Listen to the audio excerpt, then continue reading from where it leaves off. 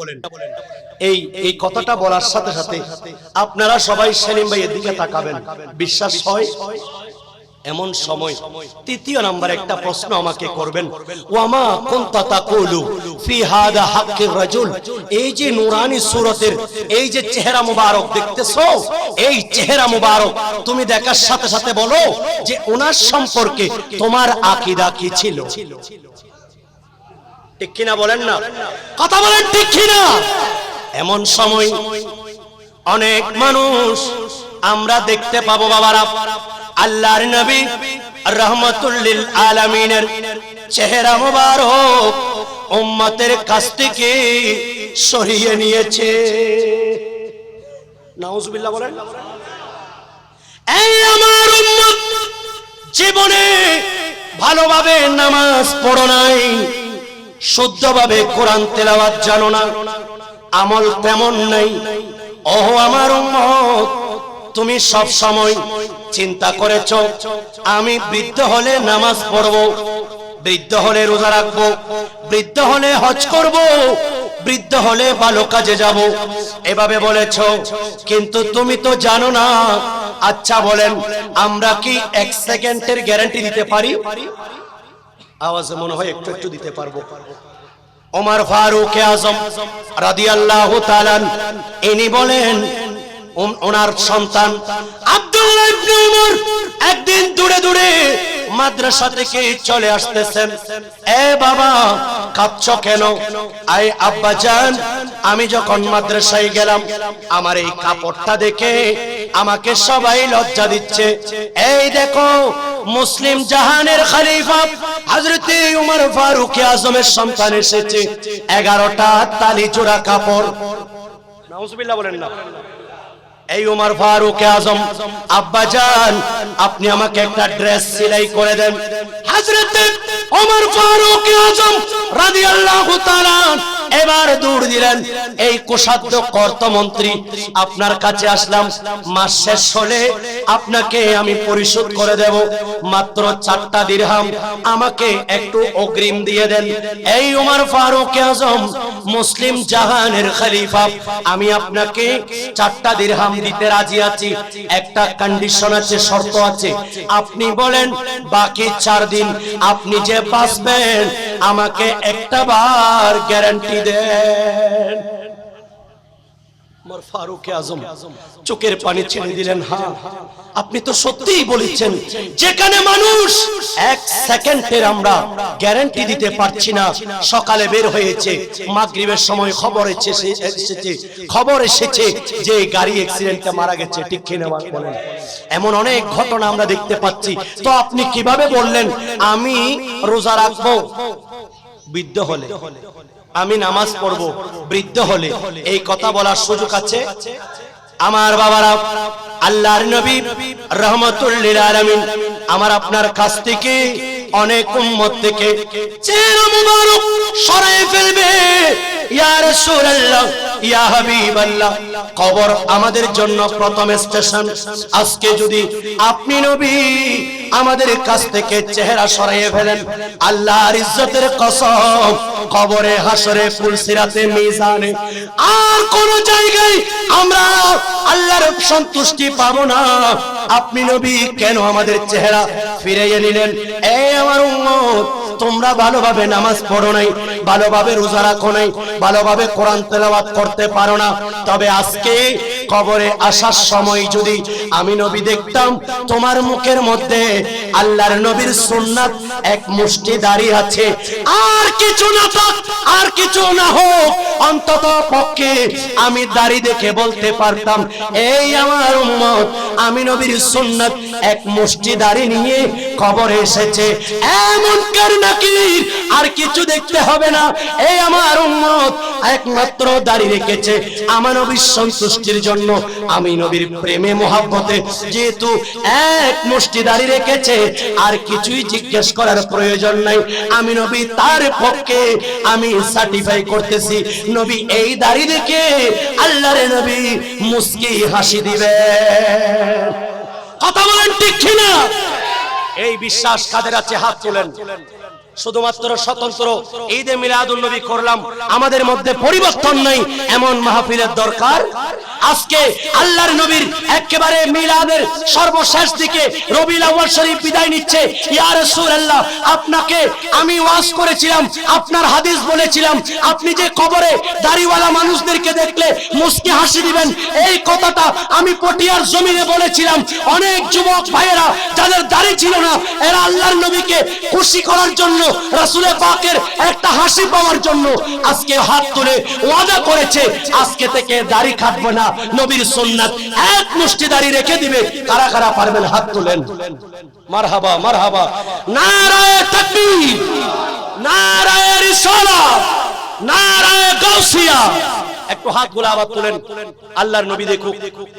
ইয়া রাসূলুল্লাহ, ইয়া হাবিবাল্লাহ, এই হাতগুলি আপনি নবীর উম্মত, এরা ওয়াদাবদ্ধ হয়েছে সর্বশ্রেষ্ঠ নবীর শ্রেষ্ঠ মাহফিলে হাত তুলে ওয়াদা করেছেন, আজকে থেকে আপনি নবীর একটু একটু মুস্কি হাসি দেখার জন্য, কবরে দেখার সাথে সাথে আপনি যাতে বলতে পারেন এই আমার উম্মত। ইয়া রাসূলুল্লাহ, এই কথাটা বলার জন্য আজকে তারা পটিয়ার জমিনে গভীর রাতে হাত তুলে ওয়াদা করতেছেন, আজকে থেকে নবীর সুন্নাত দাড়ির উপর কোনো আঘাত করবে না, অত্যাচার চালাবে না, এক মুষ্টি দাড়ি আল্লাহর নবীর মুহাব্বতে রেখে দিবেন। মাশাআল্লাহ, আজকে আপনি সাকসেস। এতগুলি ভাই, এখান থেকে যার দোয়া কবুল ইনশাআল্লাহ, আমার বিশ্বাস আল্লাহর নবী রাহমাতুল লিল আলামিনের চরিত্র আমাদের যদি মধ্যে থাকে, আল্লাহ বলছেন লাকাদ কানা লাকুম ফি রাসূলিল্লাহি উসওয়াতুন হাসানা, তোমাদের কাছে আল্লাহর নবীর উত্তম আদর্শ আমি দিয়েছি। নবী বলছেন বুইস্তু লিউতাম্মিমা মাকারিমাল আখলাক, উম্মত আমি তোমাদেরকে আমি উত্তম চরিত্র শিক্ষা দেওয়ার জন্য দুনিয়াতে এসেছি। আল্লাহ বলেন ওয়া ইন্নাকা লাআলা খুলুকিন আযীম, নবী গো আপনি উত্তম চরিত্রের অধিকারী। কষ্ট হচ্ছে আপনাদের, বোধ কি হয় ঘর ফাজে হুজুরের এটা মাহফিল তাই তো আরা বাজি গেলাম, কষ্ট হচ্ছে। আল্লাহর ইজ্জতের দোহাই দিচ্ছি, রাসূল পাক একটু আপনাকে দেখে যদি মুস্কি হাসি দেয়,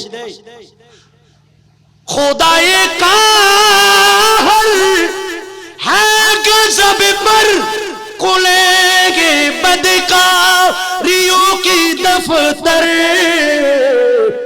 আমাদের আমল নামা যখন খুলবেন দেখা যাবে মিথ্যার গুনাহ, চুগলখড়ির গুনাহ, জেনার গুনাহ, চোখ জেনা করেছে, হাত জেনা করেছে, এই গুনাহগুলি দেখে দেখে আল্লাহ রাগান্বিত থাকবেন। এমন সময় বাঁচালো আকর শফিয়ে মাহশর, বাঁচালো আকর শফিয়ে মাহশর, तुम्हारे बादा अज़ाबों में उठा दो पर्दा, दिखा दो चेहरा, सलातुनिया।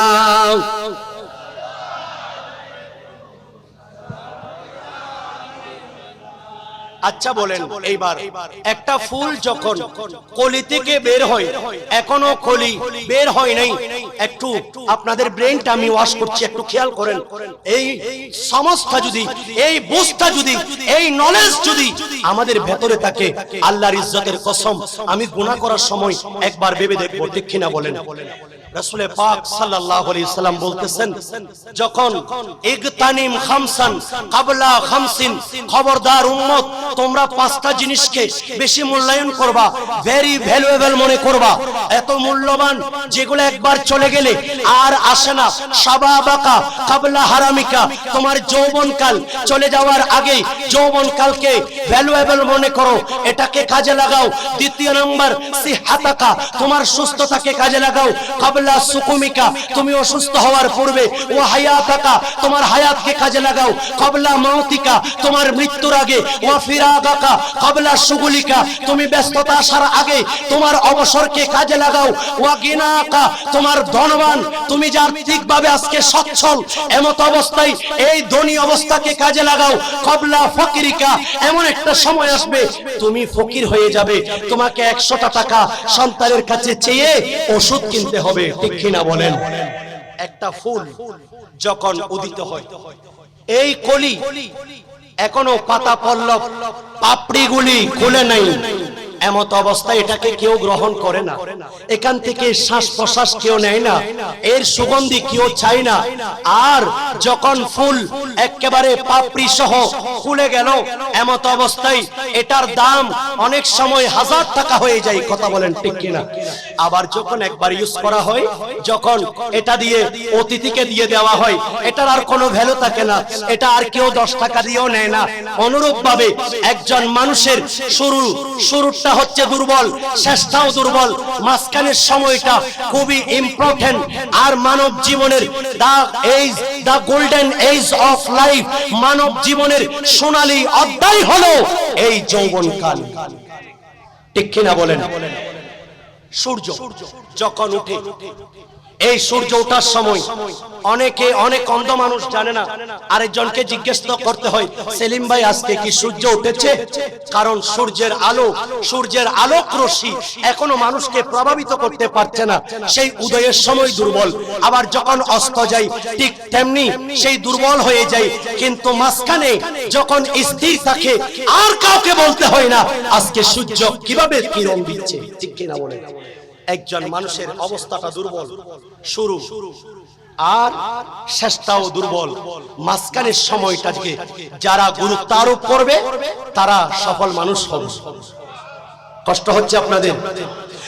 নবীর চরিত্র খলকে আযম সাক্ষী আল কোরআন, সেই নবীজির করল দামান সফল দু জাহান। নবী মোদির জান, নবী মোদির প্রাণ, বলেন নবী মোদির জান। নবীর কাছে পাবো বড় খোদার সন্তান, নবী মোদির জান, নবী মোদির সালাতুন আও।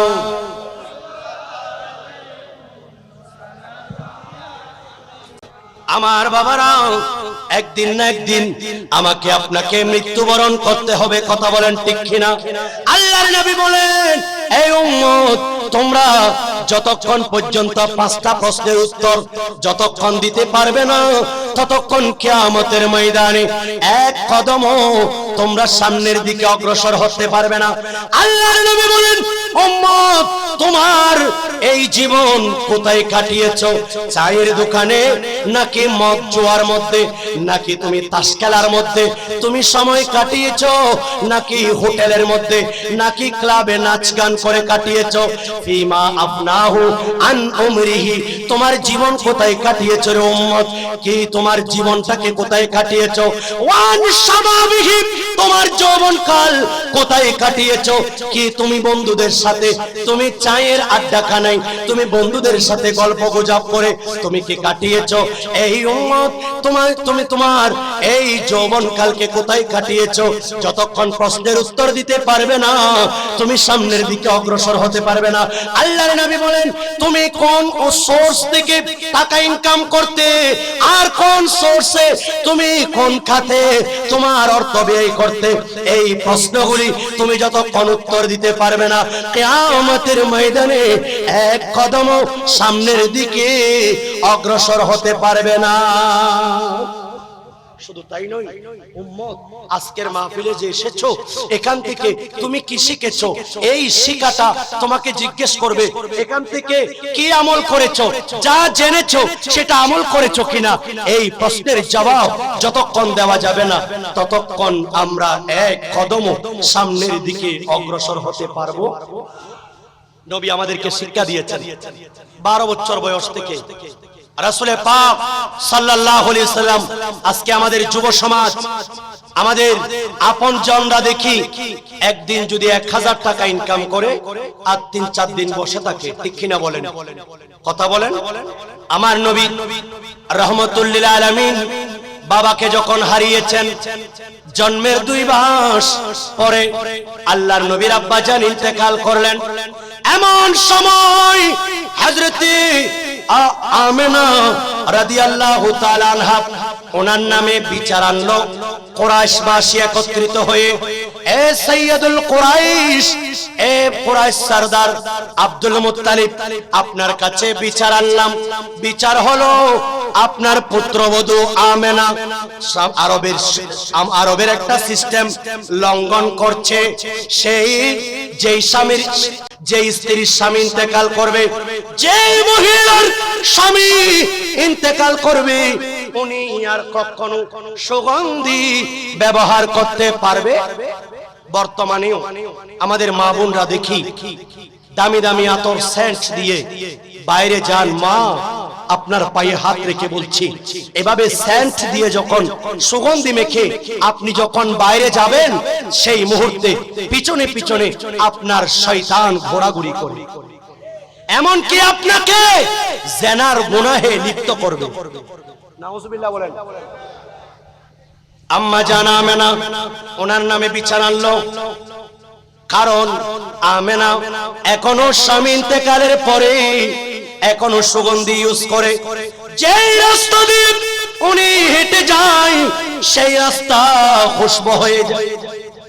সুবহানাল্লাহ বলেন না? এ মা আমেনা, তোমার নামে কুরাইশরা বিচার আনলো, তুমি নাকি সুগন্ধি ইউজ করে করে তুমি রাস্তায় রাস্তায় হাঁটা চলা করো।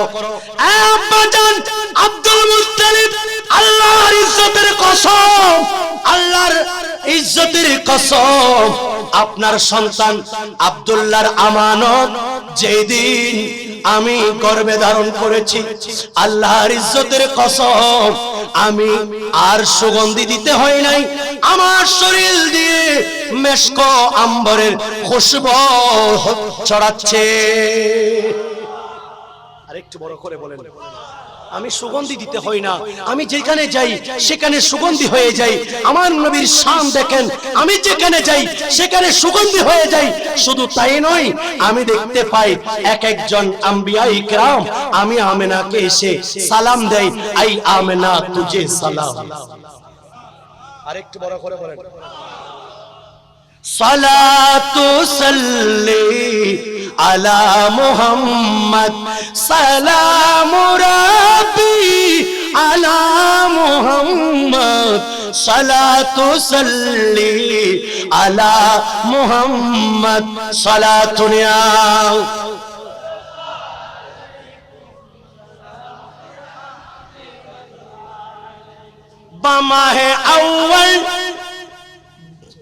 बमाहे अव्वल ख्वाबों में आकर जनाबे इदरीस गिए सुना कर, हमल में तेरी पेसर मोहम्मद, हमल में तेरी पेसर मोहम्मद, सलातु सल्ली अला मुहम्मद, सलातु सल्ली अला मुहम्मद, सलातुन या।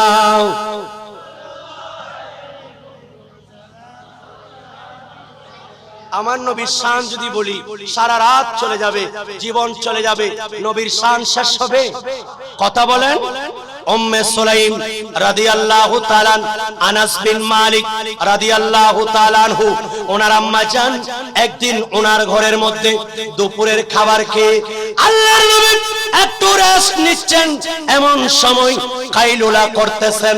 আমার নবী রাহমাতুল লিল আলামিন যেই ঘরে আরাম করতেছেন, উম্মে সুলাইম কিছুক্ষণ পরে দেখতেছেন ওই ঘর থেকে মেশক আম্বরের খুশবু বের হচ্ছে। দেখা যাচ্ছে রাসূল পাক এমন ভাবে পসিনা মুবারক ঝরতেছে আল্লাহর নবী রাহমাতুল লিল আলামিনের শরীর মুবারক দিয়ে, এমন ভাবে পসিনা মুবারক ঝরতেছে, সেই মুবারক পসিনা থেকে আল্লাহর নবীর শরীর মুবারক থেকে সুগন্ধি ছড়াচ্ছে। আর একটু বড় করে বলেন, আজকে যারা বলে নবী আমাদের মতো, ঠিক কিনা বলেন না? নাউজুবিল্লাহ বলেন। আজকে যারা বলে নবী আমাদের মতো, তাদের ঘাম আর আমার নবীর ঘাম মুবারক কি এক? কথা বলেন। রাসূল পাকের মেশক আম্বরের খুশবু বের হচ্ছে। এমন সময় উম্মে সুলাইম একটা কাঠি নিয়ে, একটা শিশি নিয়ে নবীজির পসিনা মুবারক এভাবে নিয়ে সেখানে শিশির মধ্যে ঢুকাচ্ছেন। উম্মে সুলাইম কি করছো? ইয়া রাসূলুল্লাহ, আমি গরীব সাহাবী, আমার তো সুগন্ধি নাই, পয়সা নাই ও সুগন্ধি কেনার। আমি এই সুগন্ধিগুলি আমি যাতে ইউজ করতে পারি সেজন্য আমি এগুলাকে জমা করতেছি। আর একটু বড় করে বলেন, जहां में डोडो है तुझसे हर सुख कहीं न पाया कि तुझसे गुल पसीना में तेरी ऐसा ही खुशबू, पसीना में तेरी ऐसा ही खुशबू के मिश्क अंबर गुलाम क्या है। अल्लाहुम्मा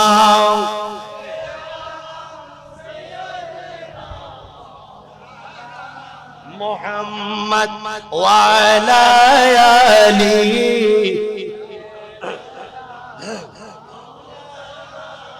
আমার নবী উম্মতদেরকে শিক্ষা দিয়েছেন, নবী গো, এই আমার উম্মত, হায়াতি খায়রুল লাকুম তুহাদ্দিসুনা ইউহাদ্দাসু লাকুম ওয়া মামাতি খায়রুল লাকুম।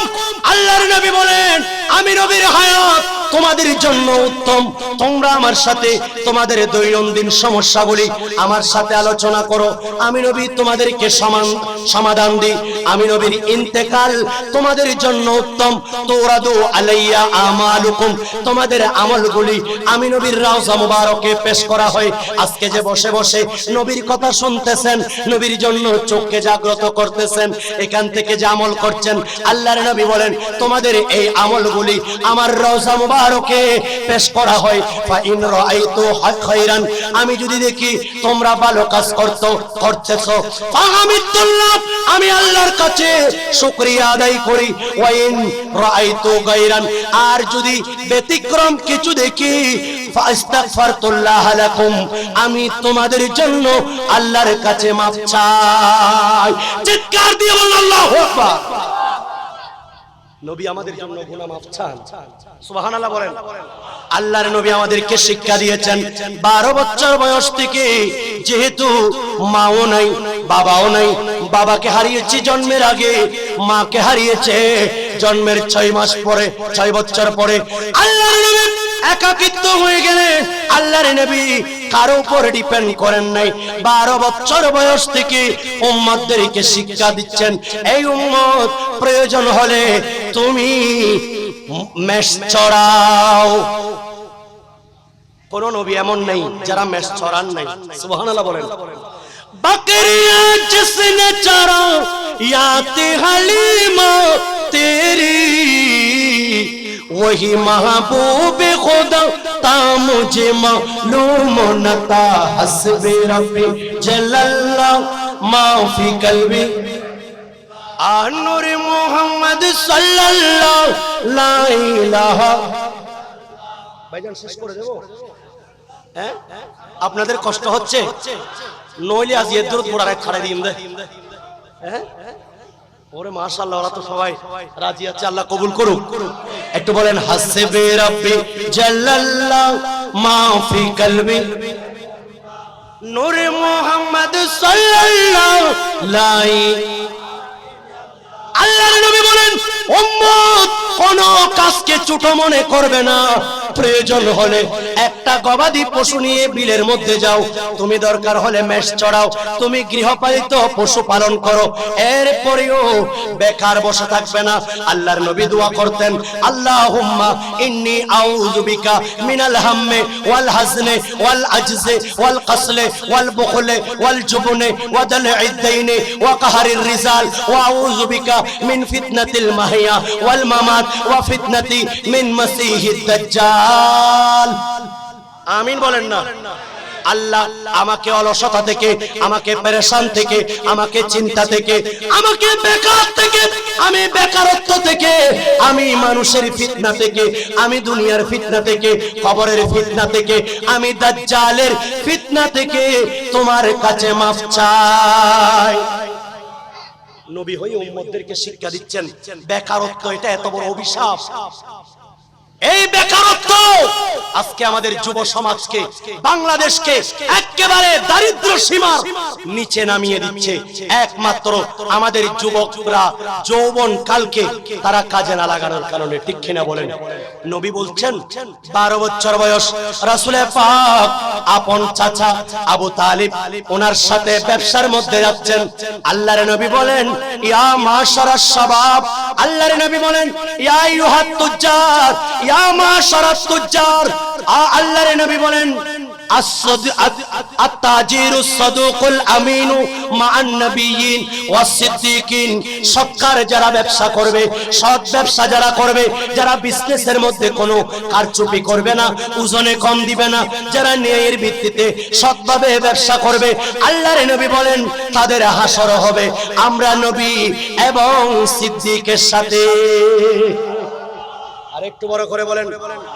নবী 12 বছর বয়স এভাবে ব্যবসার মধ্যে যাচ্ছেন, আর ওইদিকে সিরিয়ায় যে মাত্র পৌঁছলেন আর দেখতেছেন একটা গির্জা, এই খ্রিস্টানদের গির্জা থেকে একজন পাদ্রী বের হলো। অন্যান্যবার আবু তালেব আসার সময় ওনার সাথে এভাবে আচরণ দেখি না, আজকে দেখা যাচ্ছে ভিন্ন।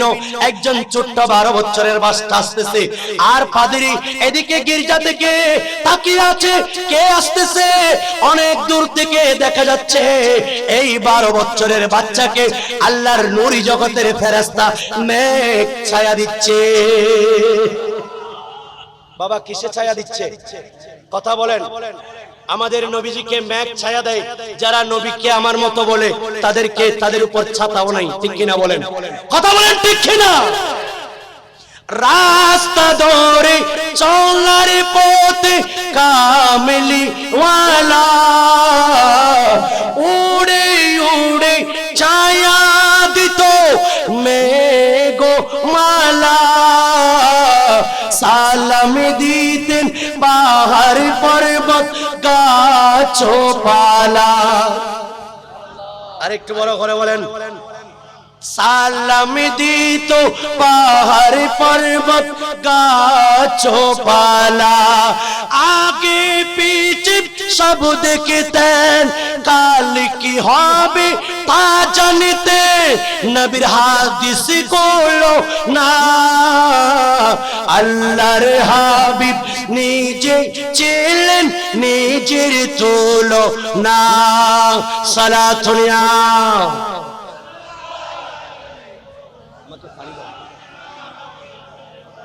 আল্লাহর নবী রাহমাতুল লিল আলামিন এভাবে মেঘ ছায়া দিচ্ছেন। আবু তালেব এবার পাদ্রী ডাকতেছেন, এ আবু তালেব আসো, আজকে আমার ঘরে তোমার জন্য